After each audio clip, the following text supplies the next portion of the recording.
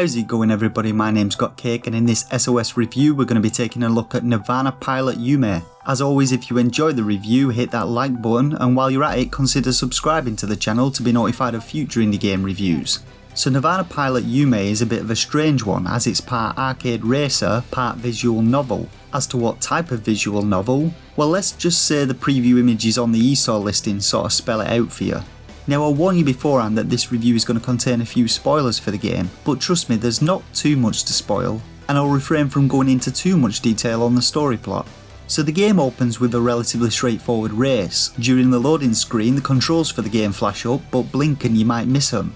And then the race begins, and I mean race in the loosest possible term, since you have no competitors, and though there's a timer in the top right corner, it literally means fuck all. So I was first instructed to start my engines by pressing X. I did so, and then my ultra ship, which pretty much looks like a Y-wing from Star Wars, began to gather speed.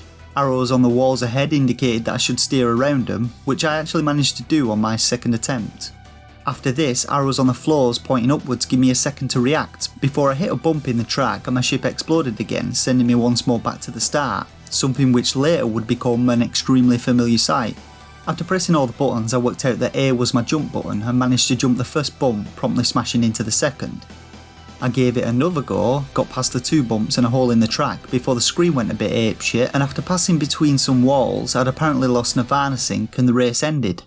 A short cutscene then showed the Y-wing plummeting towards some sort of sun, and then we were into the narrative talking to some purple haired lady called Elena Esch. It turns out she's some sort of journalist interrogating you about what happened, and the lines of dialogue mention stuff like pilots, eyes and Nirvana sync, shit which makes no sense whatsoever to you at the moment. Now, as I mentioned at the start, the game's a mixture of racing and visual novel, and I'd like to talk about them both separately. So let's first start with the visual novel element. The plot revolves around your character, Mita Aldean, who, still mourning about the loss of his previous pilot Celeste, is approached by a young lady called Yume who wants him to be her eye. Now, so far as I could figure, the relationship between the eye and the pilot is as follows. The pilot is basically the race car driver, the eye is the third person camera, and the pilot and the eye sync up so that the pilot can see the race from a third person perspective.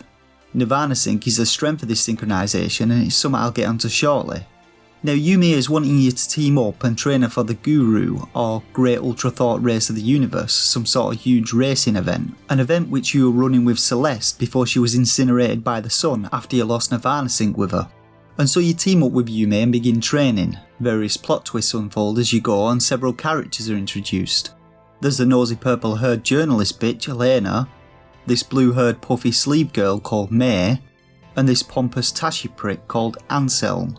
And whilst training with Yume, you basically want to bang them all. Well, all the ladies at least, not so much Anselm.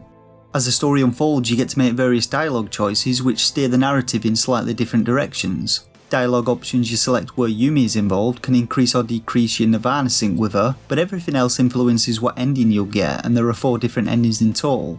Much of the dialogue and themes in the game are very suggestive, as is expected I suppose, this being an erotic novel and all, but they're not very subtle about it, and most of the erotic elements just come across as a bit sleazy and forced. Of course, your dialogue choices often can and will stoke the flames of passion, resulting in things quickly escalating, such as when Yume, after knowing you for about a day, proposes her love to you out of nowhere and promptly strips off, which leads to the inevitable. And I'm sorry, if you want to see some anime boobs, you'll just have to either buy the game or navigate to that other website with "you" in its title. Anyway, the plot continues with twists here and there, with each section of the visual novel interjected by a racing section. Now, races which form a major part of the plot actually turn out to be a massive disappointment. Firstly, let's talk about the graphics. The eShop listing says that they were inspired by 1993 classic games, and the environment and ship is made up of simple polygons and a very limited colour palette is used, but I don't remember playing any racing games in 1993 that looked as barren as this.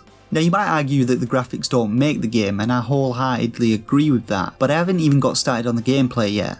One thing that's instantly noticeable, and possibly the biggest flaw with racing, is the camera angle. It's set way too low and can't be adjusted. Not only does this make depth perception very difficult when approaching any sort of object in the environment, it also royally fucks you over on several occasions, such as this part where you end up on a raised floor section, which limits your view even more, and out of fucking nowhere you fall into a hidden pit. This brings me on to the next major issue with racing, the fact that the tracks are all over the fucking show. There's no real structure to them, and you just gotta guess which way to steer on the fly. Nothing's ever explained, so it's all trial and error. Can I drive on this red shit? No. Okay, red means bad. What about this white floor? Seems legit. Oh no, it's just gonna fucking disappear on me.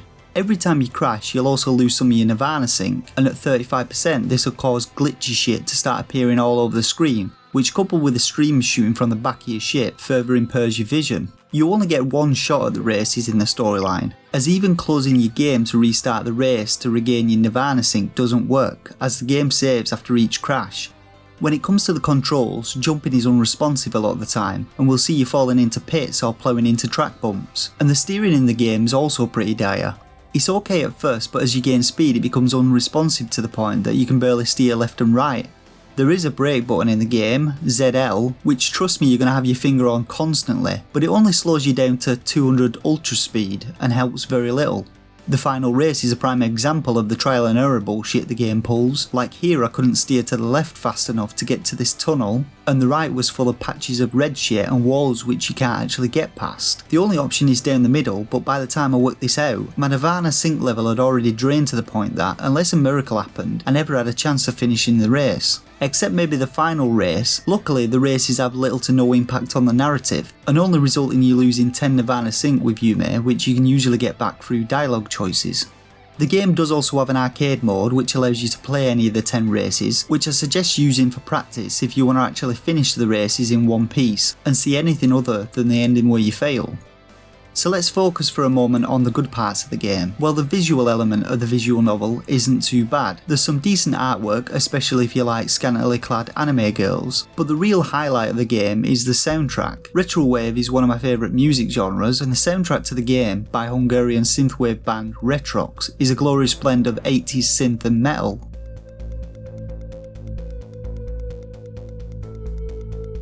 I suggest heading into the options menu and turning the game's sound effects off, since the only sound effect in the races is the ship's engine, which is basically just white noise.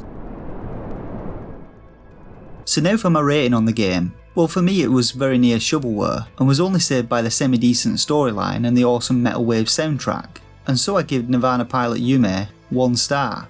Its mediocre storyline and less than adequate racing appears to just act as some sort of excuse with which to flaunt its awkwardly sexualised narrative. I saw on Steam that the game got a very positive rating, so either the racing handles much better on PC or I've somehow got this all wrong. If you've played the game, let me know your opinions in the comments section below. You can get the game on the UK Switch eStore for £4.49 or on the US eStore for $4.99.